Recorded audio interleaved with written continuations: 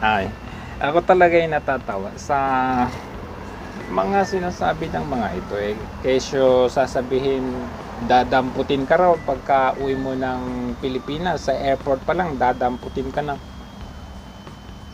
Ewan ko ba, I mean, saan ba ninyo nahuhugot yan? Ano, saan nyo nakukuha yan? Akala ko ba mga abogado kayo? Akala ko ba may kaalaman kayo sa batas? E paano madadampot ang isang tao kung wala naman siyang kaso? 'Di ba? Yung mga ibinabato nyo na cyber libel, inciting to sedition, at kung ano-ano pa dyan, iyan ay dadaan mo na sa tamang proseso. Hindi yung uuwi ka, tapos dadamputin ka na. Ay, anong klaseng kung hindi ba naman kayo gumagamit ng tamang kaisipan? Paano ka dadamputin? Wala ngang kaso. Di ba ang unang-una dyan is, halimbawa, kung sino man yung magko-complain, magfa-file siya ng complaint. Di ba? And then, padadalhan ng sabina yung kino-complain. Paano nyo madadalhan ng sabina yung tao na sa ibang bansa? Unang-una yung jurisdiction, doon pa lang wala na. Sablay na, jurisdiction, Philippines, tapos ibang bansa. Di ba? Kagaya nga nung yung head ng NPA, di ba? Si Joma Sison. Kahit yan ay talagang may rebellion case, hindi mo naman yan mapapauwi din ng Pilipinas. Dahil saklaw niya ang jurisdiction ng the Netherlands. Kaya nga ako ay nagtataka sa inyo, Yun ang pag si Joma Sison ang umuwi ng Pinas, yun yung dampot kaagad. Kasi meron na siyang rebellion case. Yung nag-vlog ka lang, sinabi mo na, itong mga NBI, nagtanim kaso kay FLM. Tapos pag uwi mo ng sa airport pa lang, dadamputin ka na. Nagpapatawa ba kayo? Lalo na kayong mga abogado, nagkukunwaring abogado dyan, nagpapatawa talaga kayo. Kayo sa inyo pa galing mismo yung sinasabi na, ay pag uwi na yan, dadamputin na sa airport, no? Yung mga ganon. Parang akala ko ba may kaalaman ka sa batas? 'Di ba? Cyber libel, inciting to sedition. Sa katotohanan, sa totoo lang, talagang tinanim mong kaso nyo yan kay Idol FLM. Itong NBI talagang tinanim kaso yan kung tutuusin. Kasi ilang buwan nang nakararaan. Diba? Ilang buwan na. Ano yung dinidinig na kaso sa kanya? Alam na, diba? Alam natin kung ano. Wala naman dyan yung cyber libel, inciting to sedition. Wala nga dyan yung sinasabi ninyong passport law. But anyway, hindi natin itatakal dyan. Ang pinupunto ko lamang dito, yung nakakatawa ninyong mga pahayag na pagka uwi raw, sa airport pa lang, dadamputin ka na. Magkakaroon lang ng direct communication between maybe CIDG, NBI, and Bureau of Immigration kung meron talagang kaso ang isang tao o convicted ang isang tao. Unang-una, ang isang NBI considered public profile yung mga yan. Kung ano man ang sabihin mo sa isang institution ng government ay karapatan mo din yan kasi meron kang freedom of speech. Karapatan mo rin namang magtanong sa mga bagay-bagay. Karapatan mong magkaroon ng kasagutan sa katanungan, maging klaro kung malabo. So kung nagsabi ka ng mga ganong pahayag, cyber libel na kaagad, dadamputin ka na agad sa airport.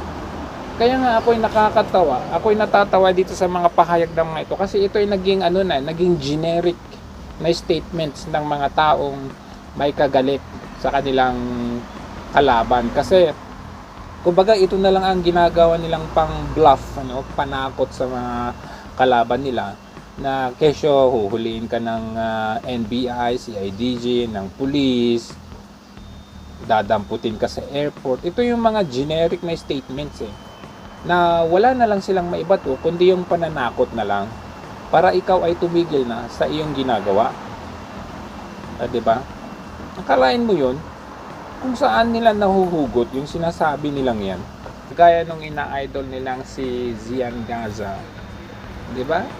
Mga yan yung mga nasa watchlist, yung hindi pwedeng lumabas ng bansa o yung pagdating ng bansa ay naka-alerto na ang immigration. Yun yung mga pero yung sinasabi na yung nag-vlog ka lang tapos meron pang sinabi na against sa NBI, pagka uwi mo raw sa airport pa lang ay susunduin ka na ng NBI o kaya dadamputin ka na. Yan yung mga katagang nababanggit ng mga talino pero hindi ko lubos maisip kung saan nanggagaling yung sinasabi nilang dadamputin ka raw.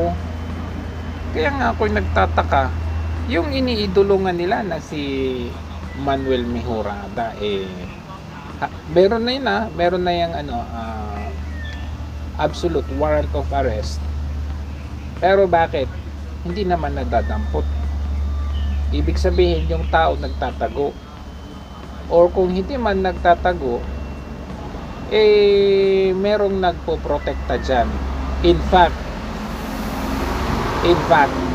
nakita mo yung ginagawa ng yung mga bagong grupo na to, yung United Talino Warriors.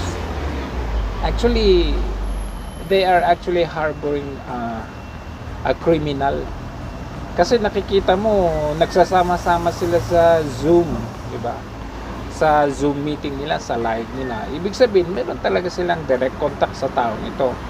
At nagkakasama nga raw sila, at meron pa nga, nadulas pa nga itong isa, nagkita pa nga raw sila, di ba? Ito yung sinasabi natin na itong mga taong ito ay hindi ko mawari kung saan ba nila hinuhugot yung mga pinagsasabi nila. Yan ba ay sinasabi lang nila out of nowhere lang ba na hindi nag-iisip? O sinasabi ba nila yan dahil sila ay talagang kontratado na sa mga bayad nila? Kailangan nilang manira, kailangan nilang gumawa ng pagka bongga-bonggang memes, pagka bonggang-bonggang mga videos at pictures. Kaya talagang ewan ko ba sa mga taong ito yung nga si Zian Gaza, di ba, scammer yan, convicted scammer. Anong ginawa niya? Tumakas siya ng bansa. Yun nga, hindi nila napigilan dahil may estilo itong puganting scammer na ito para matakasan ang bansa. Tapos ikaw nagsabi ka ng tanim kaso, nagsabi ka ng against kay Erwin Tulfo, tapos uuwi ka, dadamputin ka raw sa airport pa lang. Nakakatawa talaga, 'di ba?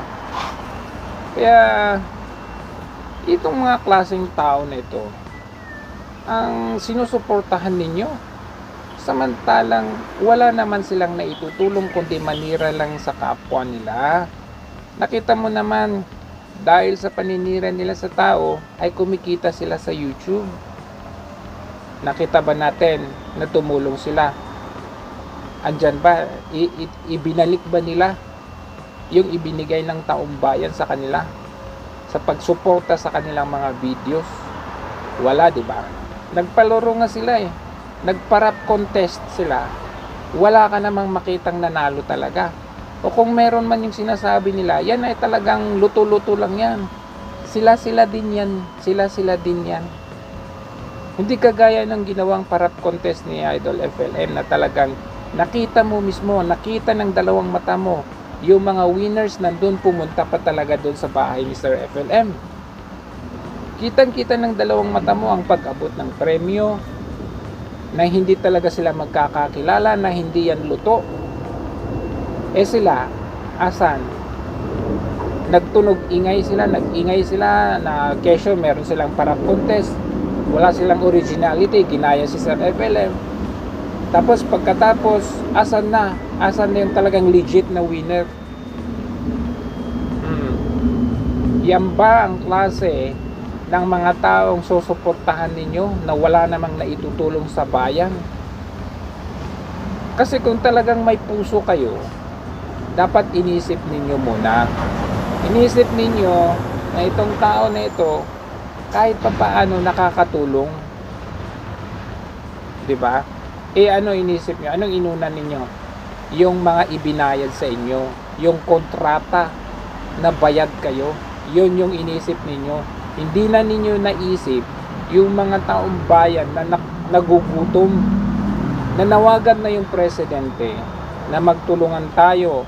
Kung meron bang tayong maitutulong, kung meron ka mang yaman dyan, kung meron ka mang kakayahan tumulong tayo. In fact, kahit nga si Madam Aimee, nanawagan din, huwag tayong magkakuri-kuripot. So, merong taong or may mga taong tumugon sa mga pakiusap ng ating mga politiko, opisyales. Anong ginawa ninyo? Paninira. At hindi pa kayo tumigil. Kahit nakakulong na yung tao, nasa kulungan yung tao, anong pinaggagawa ninyo?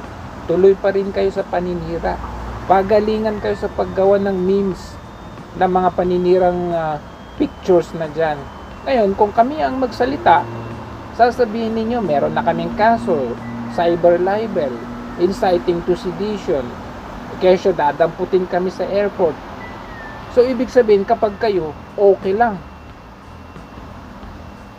Yan yung mga talagang kaisipang baluktot, na nagtatago kayo sa pangalang talino o katotohanan. Samantalang, yung laman ng kaisipan, yung laman ng utak ninyo talaga ay wala. Panay kabubuhan talaga. Kung hindi man kabubuhan ay walang puso. Kayo yung mga walang puso talaga.